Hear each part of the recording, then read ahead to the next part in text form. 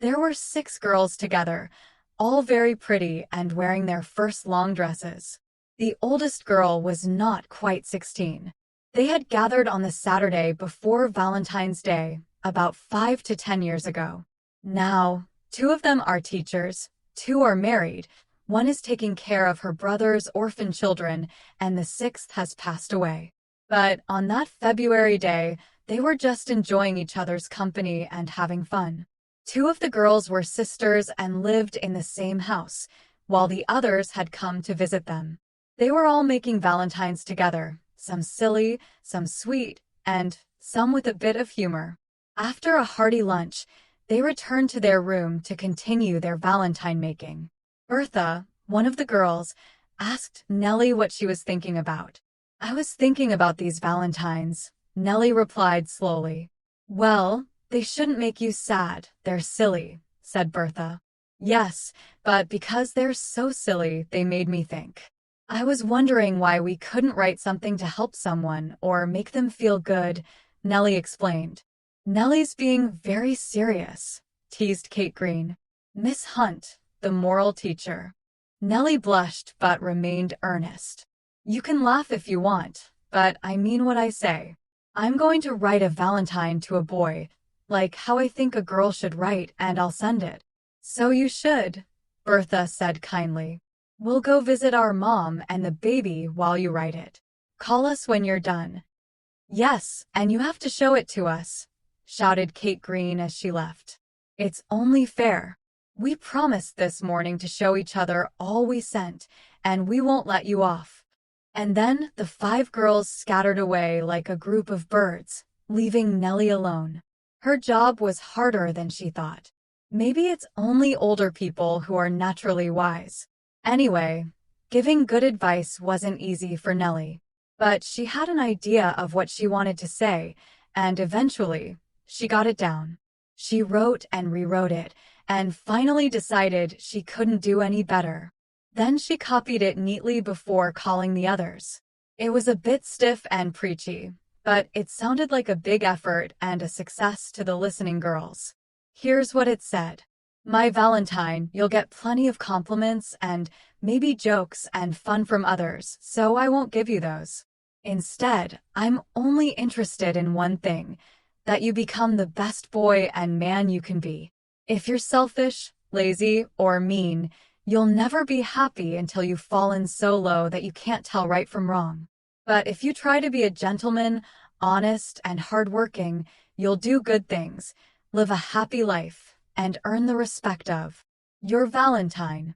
Nelly read it with a blush and a slight quiver in her mouth, which Bertha understood. But she read it with a firm voice and careful tone. "Then," she said when she finished, "I'll burn all my other Valentines and send only this one. It's what I really mean, and as old Auntie Smoke says, if it doesn't do any good, it can't do any harm." "Who will you send it to?" Bertha asked gently, a little subdued by Nelly's writing success. "I haven't decided," Nelly replied thoughtfully. "They all need it." "Oh, send it to Joe, my cousin Joe," exclaimed Kitty Green. "He's staying with us, and he needs it badly enough. If any boy is full of his pranks, it's Joe, and if any boy has tormented a girl's life, it's mine." A bright blush glowed on Nelly Hunt's cheeks. Had she been thinking of dark-eyed Joe all along? She simply answered quietly, "I don't mind. I'll send it to Joe, but only if you promise, on your honor, never to tell him who wrote it." "Oh, I promise. I swear I won't tell him, no matter what," Kitty exclaimed. "And will all of you promise too?" Nelly asked, blushing even more. And they all agreed, finding it easy to trust Nelly's sincere nature. So Nelly neatly addressed the Valentine to Mr. Joe Green and dropped it into the mailbox along with the other Valentines they had written that day. On the 15th, the 6 girls gathered at school, sharing their Valentines and secrets. Kitty Green pulled Nelly aside while they walked together in the hall, arms around each other like good friends do. "I saw Joe get your Valentine, Nelly," Kitty whispered excitedly. Nelly blushed and her eyes sparkled, but she didn't ask any questions. Kitty was eager to tell her story. He got it, along with a few others, and he read them all before he got to yours. I could tell by the shape of the envelope. He read your Valentine twice. I heard him say to himself, "That's an honest letter from some little saint." Then he showed it to me and asked if I recognized the handwriting. I pretended it was Sue's, his sister. So, he didn't know it was from you and put it in his pocket. He said it was something he wouldn't show anyone. Your letter really made an impression, Nelly. Kitty finished with a hug, a kiss, and a look of admiration for her friend. When spring came, Joe Green left Chester and didn't return. Nelly couldn't forget about him because of the Valentine.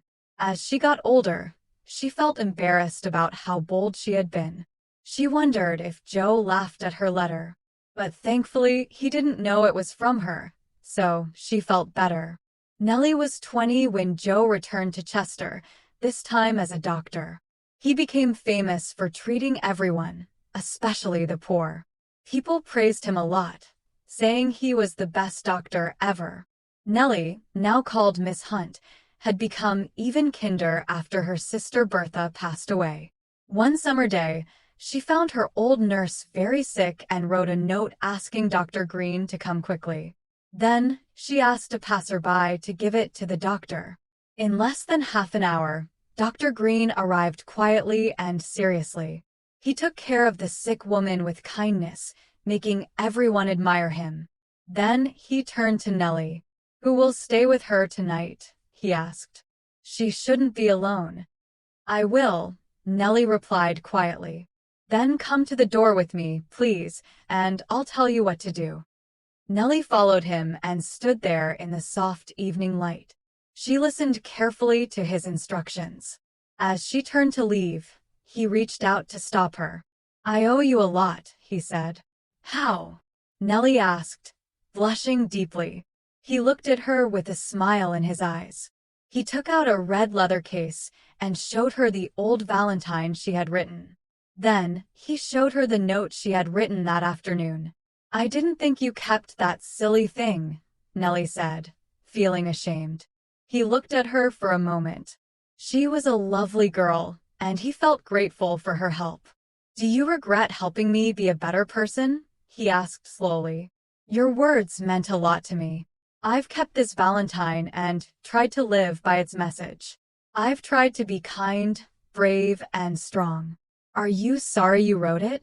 "No, I'm not sorry," Nelly replied. "But it was just a girl's idea. I don't deserve so much praise." "It was a good idea," he said seriously. "Let's be glad it worked." Nelly returned to the old woman's bedside, feeling excited. It was strange to think the old woman had once been young, too. Had anyone ever looked at her the way Dr. Joe looked at her? The next morning, Dr. Joe came again. His medicine, a good night's sleep, and Nelly's care seemed to have made the old patient feel much better. Nelly didn't need to stay with her anymore, but she visited her every day. It was interesting how often Dr. Joe visited at the same time. One evening, the doctor didn't bring his horse, so he and Nelly walked together.